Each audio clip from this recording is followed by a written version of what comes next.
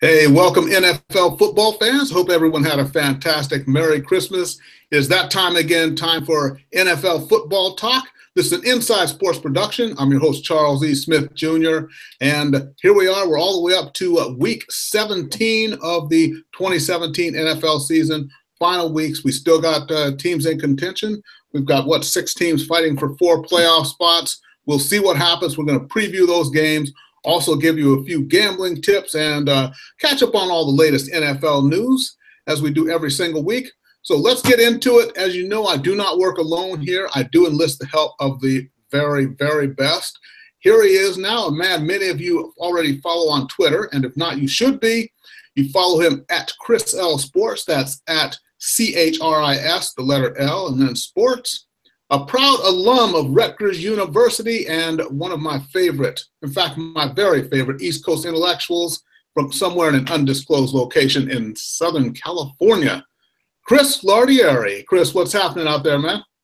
Charles, as always, thanks again for the fantastic introduction. I can't believe it seems like maybe 3 weeks ago we were doing our preview shows in August, and I don't know where the season went, but it all comes down to this, and say what you want about this season with injuries and controversy and ho-hum play, but as always, the NFL's got their Week 17 playoff drama, so at least they'll get their money's worth out of that. And then shortly after that, everyone's favorite time of year, the coaching carousel will begin on January 1.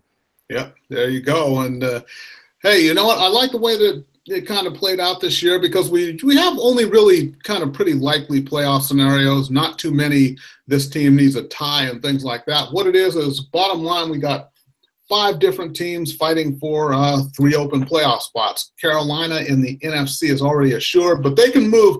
They have the best chance for movement because they could finish anywhere from number 2 if they win and the New Orleans Saints lose to the Buccaneers. They actually win the NFC South. And so they could finish at the number 2 seed, provided Minnesota loses also, and or they could finish all the way down at number 5, but they are guaranteed to be in. The most intriguing, though, in the NFC is Atlanta and Seattle. What it comes down to is Atlanta plays Carolina this week. If Atlanta wins, they're in. If Atlanta loses and Seattle, as we expect, beats the devil out of Arizona, then Seattle is in. So a lot of drama to be had there in the NFC. But only 2 teams, but plenty of drama. Absolutely. It comes down to that Carolina-Atlanta game will be a huge one. And just when we thought the Seahawks were dead and we're about to kick dirt on them, looks like the Dallas Cowboys helped them out to keep the Seahawks playoff hopes alive. So definitely don't count them out yet, especially with Carolina having so much to play for. I mean, that's not a given, even with Atlanta being at home. If they win that game, I think that could be potentially the matchup of the week. Yeah, that's true. And Roger Goodell this week also trying a strategic move. He moved the one game that really had playoff implications to 125 out here on the West Coast, 425 Eastern, and that is the Baltimore game. Baltimore playing Cincinnati. So now you have all the teams that have their playoff futures hanging in the balance. They're all going to start at 125, which actually gives me very little reason to even turn on the TV before 125. I mean, we'd like to see Minnesota and Chicago. Minnesota wins, then they lock up the 2 seed overall. But any reason why I should really start watching football before 125 this weekend out here on the West Coast?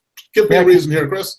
Yeah, considering fantasy football is all but wrapped up for most people, I guess unless you're a gambler in Vegas or state of Nevada or do so illicitly, I can't give you a good enough reason. I'm sorry, Charles. Okay, and then we also have to bid adieu to a few teams that fought it out valiantly but were eliminated just yesterday in Week 16 from playoff contention. Adios to my Miami Dolphins, the Oakland Raiders, the Detroit Lions, and the Dallas Cowboys, who came up short against the Seattle Seahawks. One thing I noticed about Dallas, and just kind of taking note, and I watch players, you just watch their demeanor, their expressions, and is it me or does Dak Prescott, does he really seem to be laboring out there when he's playing? He really seems to do a lot of huffing and puffing, even more so than Russell Wilson, who actually does run around all game long because of his horrible offensive line. Yeah, I don't understand. I don't know if it's stress or what, but he does not look like the same quarterback as last year. And Right. even with as we thought, Ezekiel Elliott coming back would really help that team offensively. It didn't at all. So I guess we can attribute it to the sophomore jinx. I'm really not sure. And also, is it time for Dallas, maybe when we look at the a little bit of, even before Zeke went out, though, they weren't really performing up to snuff. Is it time to maybe take a critical look at Jason Garrett? What do you think? I think so. I mean, I really don't know what he's done. And even last year when they had a phenomenal regular season, they came up short in the playoffs. Um, I mean, Jerry Jones, look, he's previously had an itchy trigger finger. He's run through many coaches, and his breakup with Jimmy Johnson after the 2 Super Bowl wins is well documented. So I wouldn't be surprised. But at the same time, Jones seems to have a soft spot in his heart for Garrett. And I, at the same token, would not be shocked if he's back in 2018. But I think it's warranted for him to be on the hot seat. He really underachieved this year. Yeah, it's true. And then over in the AFC, I like the playoff scenario there because we got 4 teams fighting. We got Baltimore, who should win. All they need is a win over Cincinnati this week, but Cincinnati is a division rival. Baltimore's a heavy favorite, but you never know what's going to happen in those games. Another division rivalry coming up with playoff implications. That's Tennessee and Jacksonville. That should be a big game. And actually all of them, because we've got the LA Chargers are going to be playing out here.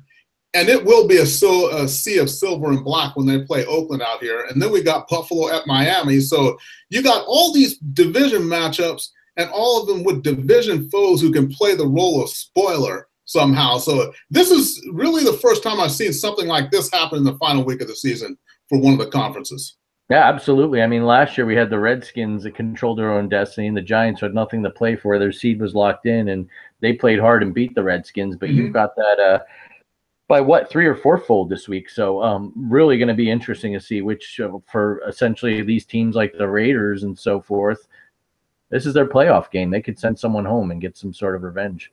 Yeah, that's true. And the good news for all you Charger fans out there, head coach Doug Marrone of the Jacksonville Jaguars says he's not going to be resting any starters when they play that game against Tennessee, because the Chargers need to beat Oakland and they need Tennessee to lose that game and also have Baltimore win so that they can get in. So that's good news for them. But Tennessee, I think, just trending downward, even though they very well could have won yesterday were it not for a couple of ridiculous plays and gaffes and things like that. But Tennessee, a lot of losers of 3 straight. It's going to be tough for them to beat Jacksonville. And I think Jacksonville, for the whole division rivalry thing, they're not going to let them off the hook tomorrow, or on Sunday, rather. Absolutely. And this is a team that's going to be playing in week 1 of the playoffs. They won't get a bye. So even though you run the risk, and the Tony Dungy school of thought is rest all your starters, I give Marrone credit because they lost a tough one last week to the 49ers. He probably doesn't want his team to lose momentum. And frankly, the way they played last week, they probably need some work. And look, I think I think that the way the Titans are playing, frankly, they could be in the market for a new head coach if they lose. So a lot's riding on the line here in this game. Yeah, it's true. Well, a new head coach. And also, I just wonder about Marcus Mariota. Is he taking just kind of too much of a pounding? Is he starting to get maybe a little bit skittish there in the pocket? Talented quarterback, but the pounding that you take at the NFL level is something that is really it's not for the average mortal. Absolutely not. And I think Russell Wilson is seeing that too. I mean, got to give that guy credit. He really gets hit a lot and scrambles out of a lot of trouble. But I think Mariota is going to have to learn. At some point, you do need to use your feet. You don't need to be a Cam Newton and run all the time and take these big hits and risk injury. But you do need to evade the pocket, slide out, and throw. And I don't know if it's more of an indictment on the Titans' offensive line, but I think it definitely had effect on Mariota this year. His 3rd year, he's really been trending upward. A lot of things were expected, and frankly, he had an average season. Yeah, he did. And, yeah, your banner fell down behind you again. As we talk about, it's just so ironic, the timing of that banner falling down each time it does. We talk about the fall of Mariota, your banner comes down right at the right time there. But, yeah, I think you're right, though. It's not scripted, believe it or not. Okay, and let's say we got to talk about the 49ers. We got to give them props. I mean, winners of 4 straight. They beat Tennessee last week, or just yesterday, a couple of days ago. but they look to be trending upwards. Jimmy Garoppolo looks like he is actually the real deal. And so going into next season, lots of hope for Niners fans. They can go ahead and come out of hiding and proudly wear their colors again. Yeah, I really think this is a team to watch out for. I know it's early and we might be getting ahead of ourselves here, but this could easily be next year's Rams. They're going to have a last place schedule. Garoppolo really looks like a seasoned quarterback that's learned a lot under Belichick and Brady. Got a lot of young defensive talent. I mean, they had a couple pieces in the draft or free agency. Watch out. I don't think this is too crazy to say. They could be a playoff team. Yeah, that's true. And talking about those Rams, I may have said it last week, but something I like about the Rams, and that's the team that plays out here. We're local here in Southern California, everybody. So we will actually be seeing playoff football at the Coliseum. The Rams, it just seems in the last few weeks, and like I said, they were having trouble against tougher teams, but they have kicked it into another gear now. They buried the Seahawks when they played them, played tough again last week, and Todd Gurley just seems to be, as the season goes on, he's just getting stronger and stronger and really making a bid for he and Le'Veon Bell being the best running backs in the NFL. Absolutely. And further to that, I think he's got to be one of the front runners for MVP. Seems like whenever this guy touches a ball, whether it's a run, a screen pass, you name it, anything can happen. He's electric. He leaps over guys. He just flat out outruns guys. And it's nice to see, because last year he really struggled and a lot of people were writing him off and debating whether he was really a legit elite NFL running back. And then hand in hand with that, don't hear too many Jared Goff detractors now. I mean, Sean McVay's done a tremendous job, and front office added to the offensive line to help him out, but he looks like a completely different quarterback, and a lot of that has to do with Todd Gurley. Yeah, definitely. So, as you know, every week here normally we do the fantasy football tips, but the fantasy football seasons are ending now, so we're not going to have that segment this week, but we are going to go to the picks of the week and do the Gambler's Delight. But before we get into that, Mr. Lardieri, you always have a lot of good observations and things and a little bit of wisdom here for the fans. What do you got for us this week? Something you just hit on. We may have two playoff teams here in LA, and it'd be interesting to see if anyone notices or cares. I mean, there is definitely a predominant Ram fan base here, and I think it'd be cool to see them have a home playoff game at the Coliseum. Looks like they'll have the 3 seed and potentially could play a team like the Falcons if they get in, which I think would be an intriguing matchup. But this is a team I don't think they'd be one and done. I think they really – the cards fall into place, they could make a run at least to the NFC Championship. As we talked about, the offense is completely turned around. Wade Phillips has done a phenomenal job with the defense. And then on the flip side, the Chargers, who everyone had written off at 0-4, I mean, really a great turnaround story. I know they struggled against the Chiefs and really couldn't put the Jets away last week, but if they can beat the Raiders in what essentially will be an Oakland home game at the StubHub Center in Carson, I mean, I think that's another great story. A team that can't seem to find a kicker, and rookie head coach a lot of people question and doubts about Phillip Rivers. And this is a team on the cusp of the playoffs, and all those years in San Diego, to loyal fan base, they couldn't make it. So two interesting stories here in the LA area to keep an eye on. Yep, there we go. Okay, so let's go ahead and get into it. Before we get into the picks, though, one thing, and this is something that we've been talking about the last couple of weeks with the ratings of football, and got a chance to chat with another longtime NFL fan this weekend over Christmas break, and, well, he was saying the same thing, that about following games and not necessarily watching them, and he was talking about second generation now. His son is a football fan and has a favorite team, and in fact loves the Cowboys just like his dad does, but his son does not really sit and watch games. His dad watches games and says, "Did you see that play?" He says, "Yeah, he saw it," because every time there's a great play, it gets a notification on the phone and he gets to watch the play that he needs to see. But they don't sit and watch games anymore. He just follows the score, and then you watch the plays you want to see, but there's no reason. This generation coming up really doesn't see a reason to sit down in front of the TV for 3.5 hours to watch a game. I could definitely see that. You know, my son, we've talked about this, loves the Red Zone channel. And when you think about it, he's probably doing a little more than your typical young football fan looking at his phone or handheld device or laptop or whatever the case is. Mm-hmm. But if anything, it makes it more interesting for these young kids because you're only seeing the best plays. You're only seeing when a team gets into scoring position or maybe a great defensive play happens. And you don't have to sit through the tedium of multiple replays and commercials and timeouts and slow play. So, yeah, definitely this generation is watching football, but they're consuming it differently. And I think that's really something the NFL needs to look at. I mean, I guess we're old farts now to sit down and watch whole games or maybe flip between a few games. So they're going to have to figure out how they market it to the younger generation if they want to continue this tremendous growth. Yeah, that's true. And it's all about the Benjamins. So it's really, when we talk about marketing, it's not even about following the league. So if everyone is just following and not watching games, how do you keep those big advertising dollars coming in? That is the $1 billion question, I should say. Absolutely. And, getting back to Benjamins, I still say Kelvin Benjamin caught a touchdown this past Sunday, but that's a side topic. Okay, so let's go ahead and get into the picks of the week. Normally we did 5 games a week. Just last week there were only 2 good games. We picked those. We finished 1-1 that week. This week we're doing the 3 of the more intriguing matchups. And on the season we're actually doing pretty well and we're pretty close. I lead Chris by 1 game overall. I'm 40-27. Chris is 39-28. And Mr. Lardieri, break down the first game for us, which should be a doozy. The aforementioned NFC South showdown, the Carolina Panthers, who right now appear to be in the driver's seat, head to Atlanta to play the Falcons. This always seems to be a key matchup no matter what the year is. Frankly, I like the way the Panthers are playing. Cam, if he's not throwing the ball, he's running it in. They seem to be getting a little bit of a better rhythm on offense, but defense is really what makes or breaks this team. Luke Kuechly's there. They seem to play well. I really didn't like what I saw from the Falcons against the Saints. I mean, I picked the Saints last week, but I didn't think it would be that one-sided.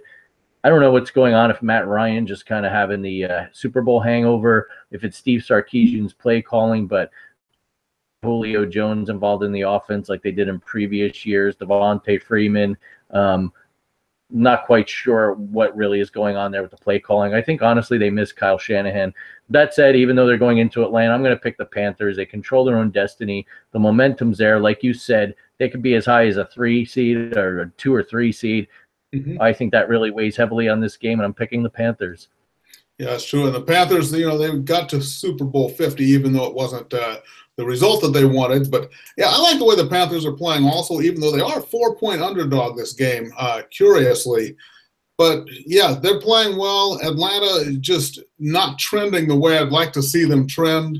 Carolina, and I think what Carolina is going to do, even though they're assured of a playoff spot, they're not going to make the same mistake that the Chicago Bears made when Jay Cutler was playing quarterback. That was the 2011 season. They could have beaten the Green Bay Packers and kept the Packers out of the playoffs. Instead, they go in, they tank that game. The Packers make it to the playoffs, beat the Bears in the championship game, and win the Super Bowl.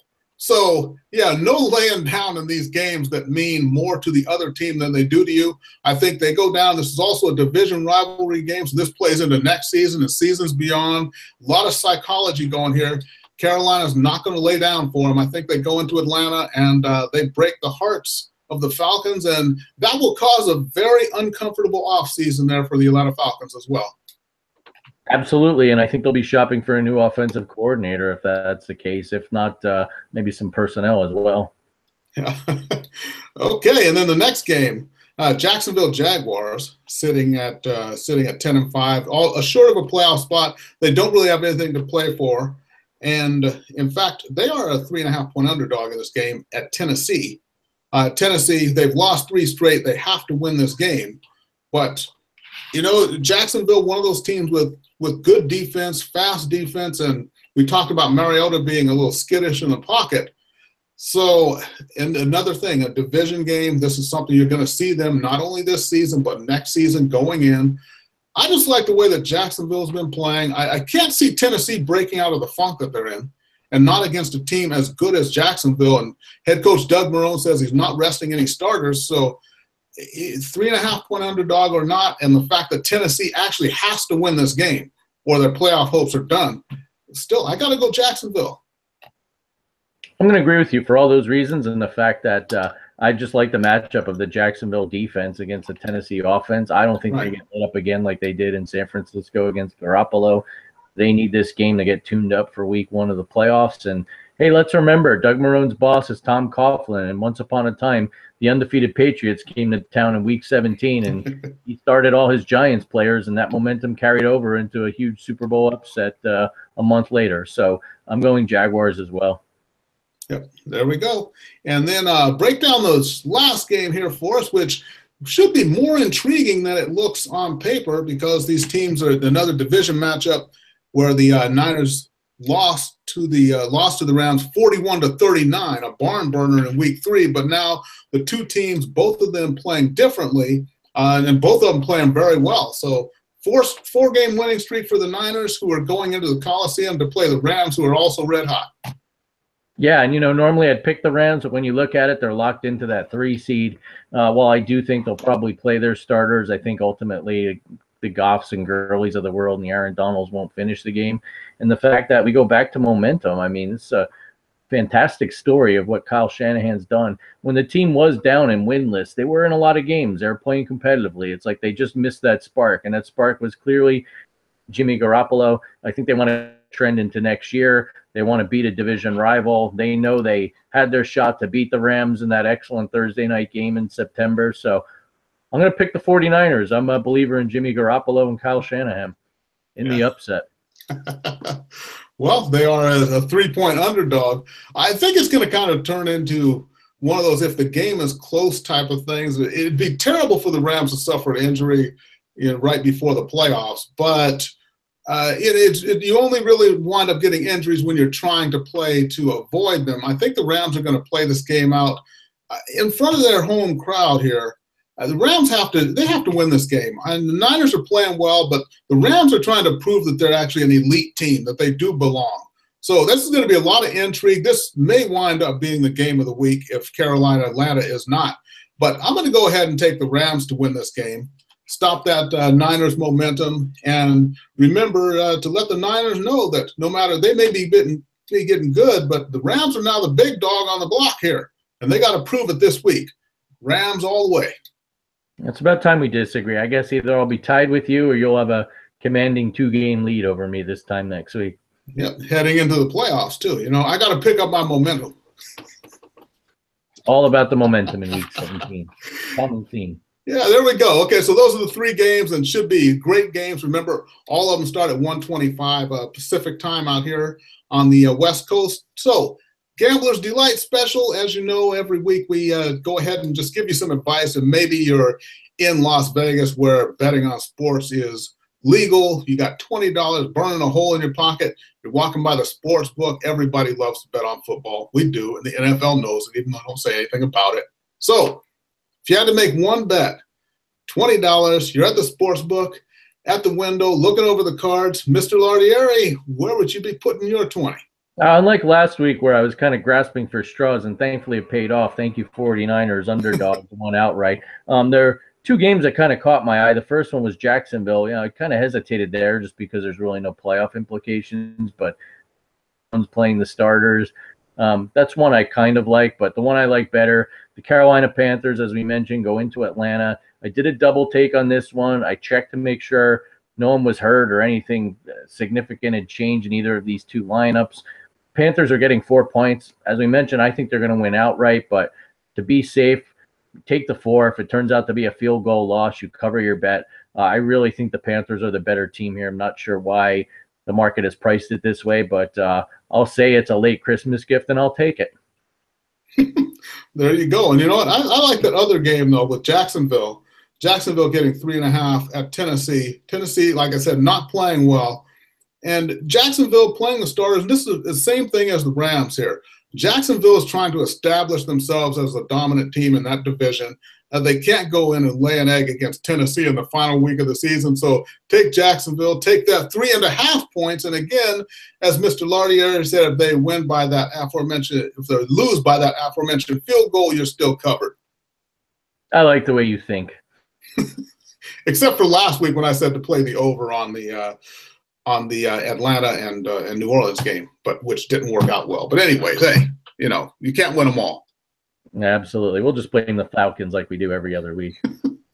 Okay, so we're just about ready to get out of here. Remember, everybody, you can follow me on Twitter at The Inside Sports. Follow Chris on Twitter at Chris L Sports. That's at CHRIS, the letter L, and then sports. Mr. Lardieri, before we go ahead and get out of here and get ready to plan our New Year's Eve parties, you got any final words for us? Sure, absolutely. So you mentioned earlier about the key playoff implication games all being 125 Pacific, 425 Eastern. You know, what's happened in college football is they moved the two national semifinal games to New Year's Day because the ratings weren't as good on New Year's Eve. So I'd be interested to see if the NFL is immune to that or how the consumer will react to that. The thinking was a lot of people aren't going to watch football late afternoon on the East Coast, early afternoon on the West Coast, and so forth. So people are headed out to parties or maybe just out and about or looking to stay home with their family and really not watching football. But I'd be interested to see, is the NFL different? How will the ratings be? And that's just one kind of trying to keep an eye on. And another one, for all you kids out there gambling, last night's Eagles-Raiders game, it's Tennessee football too. 10-7 game, the Raiders are winning. And thanks to turnovers, the game's tied. The Eagles kick a field goal late to go ahead, and then just the Raiders couldn't execute a Hail Mary, so we tried this latest and greatest thing, the laterals, and that got returned for a touchdown. So I'm sure it turned around a lot of fantasy championship games, and depending on how many points you were giving as an Eagles better or Raiders better, it's just stuff like that. You see these crazy outlier type plays. Kids, don't gamble. Although we advocate it, right? You know what? I'll say this. Just like they say in commercials for alcohol, I'll just say this. Gamble responsibly. There we go. Will anyone just say that? Gamble responsibly? Yes, do that. Yeah. Anyone betting on a Monday night Raiders-Eagles game on Christmas night is not responsible. That's our caveat. That's true. You got to think if you're doing certain things like that, then you just you might want to call Gamblers Anonymous because you kind of got a problem there. Yes, it happens. It happens. Hey, we all have a drink every now and then, but some of us are alcoholics. That's what it comes down to. That's life. Okay, so we're out right now. So remember, like I said, the Twitter handles at The Inside Sports and also at Chris L Sports. And for Mr. Chris Lardieri, I'm Charles E. Smith Jr. Thank you for watching NFL Football Talk. Enjoy the games this weekend. We'll be back next week to preview Wild Card Weekend. Happy New Year.